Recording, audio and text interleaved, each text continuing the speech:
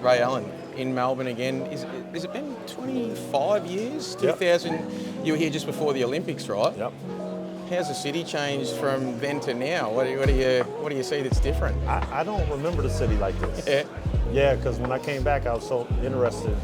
I stayed at the Crown Tower, and I felt like the Crown Tower was just the only hotel, and everything else was somewhat smaller around it. Now, like, I'm looking across the river, and it's just like skyrise on top of skyrise, and they've done such a great job with the city, and the vibrancy of the city, the food.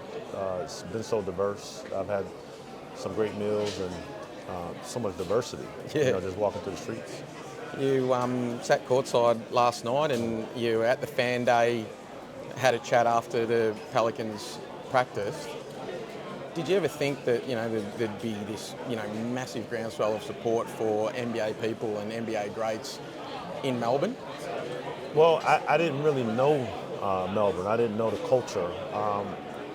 I know that I've been getting a lot of requests to come down here, and that tells you everything you need to know, because people want example. They want leadership here to help. And I know so many people want to get their kids the information and knowledge, the know-how to get better at basketball. And you guys have been incredible over the last decade with resources growing the players, and it's evident with how many, you got 15 players in the NBA right now, and that's only going to grow.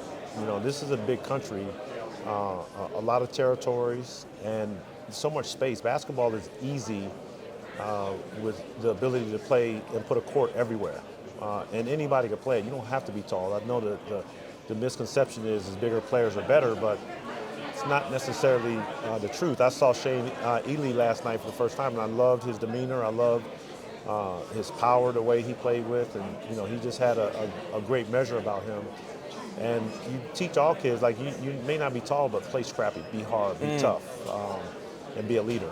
And so it's almost like I know he's from New Zealand, so he kind of embodies that of the New Zealand people and the Australian people. You mentioned the Australian players and so many in the NBA. What's your, I guess, we've got all these guys now dotted throughout, and we get draft picks every year. What's your, feeling on Australian basketball? Do we have a culture of basketball that you can notice that, hey, that guy's an Aussie? Like, how do you see it?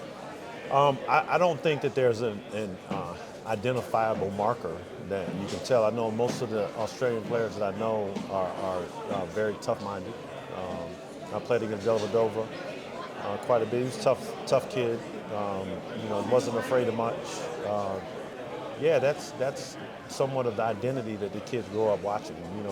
Size doesn't matter, but it's not the size of your height; it's the size of your heart, and that's important for kids to see that.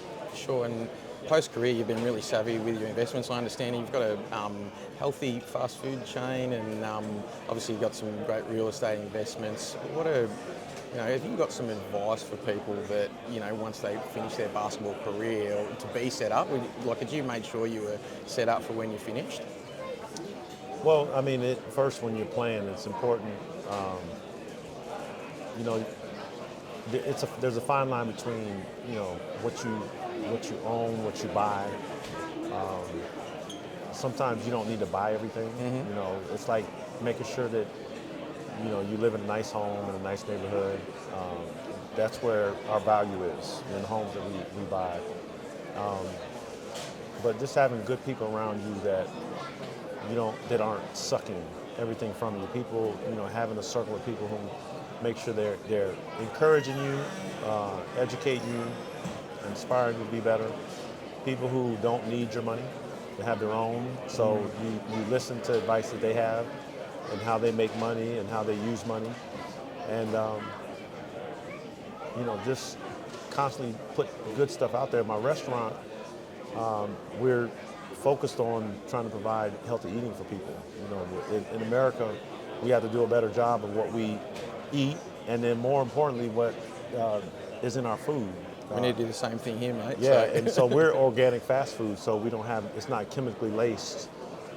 So people know what's not in their food, and that's super important, because we're living with so many diseases and toxicities now, and it's so important that when people go to the grocery store, like buy organic food. Yes, everybody's going to say it's too expensive for me, but if you don't pay for it now, you're going to pay for it later with your hospital bills. For sure. Now, let me throw a few quick ones at you. I'm going to ask you about Jesus Shuttlesworth. Can you give me your memories of that? Like when I said to a friend that I was going to interview Ray Allen, he's a big movie buff, and he said, ask him about He Got Game. Can you give me a little bit about acting with Denzel Washington and being part of that? Well, it was a lifetime experience, once in a lifetime, to be able to spar with arguably the greatest actor of all time and director. Yeah. What you find out is the genres are similar when you come to work, when you prepare, when you focus, when you just commit to it. And more importantly, listening. Because you can't move into the situation, no matter how accomplished I was up to that point. I knew nothing about acting, so I had to sit and be a student.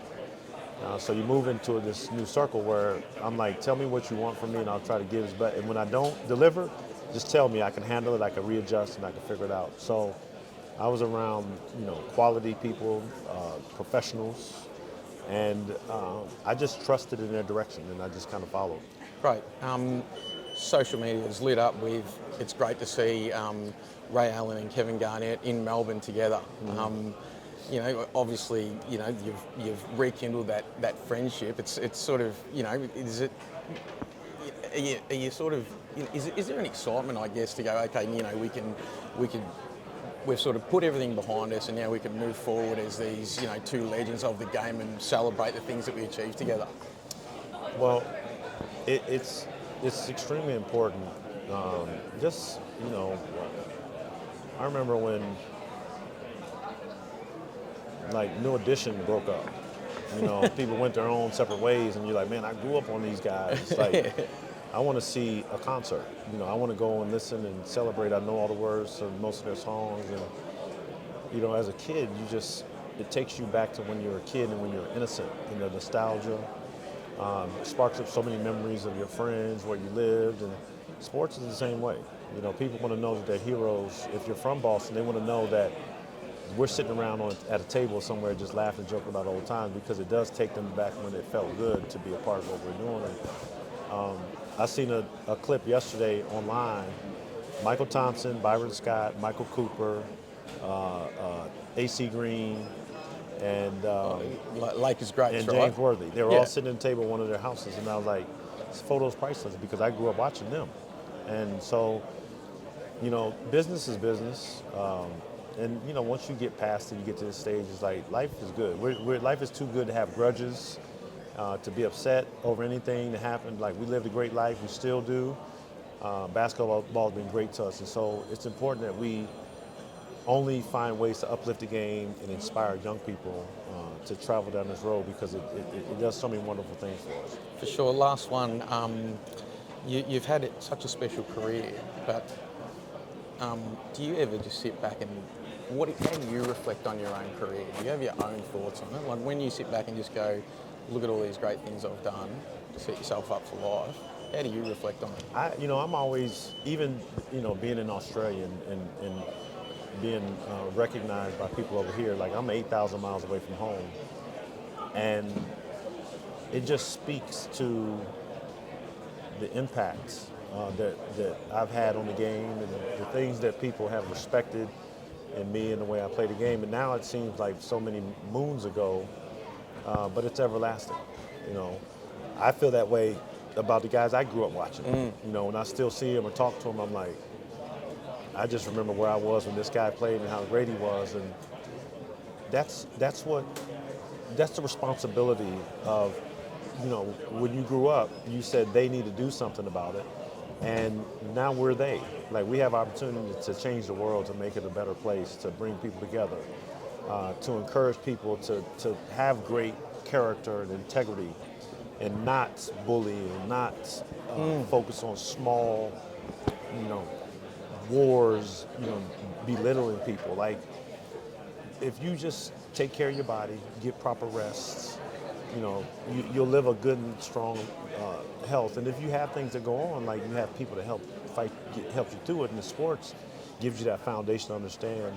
We all fight every single day, and it gives people the strength and the power. And that's one thing that I've recognized that my career has meant to people. Like, I was a little person, I was unknown, and I fought for every inch that I received, and people respect that.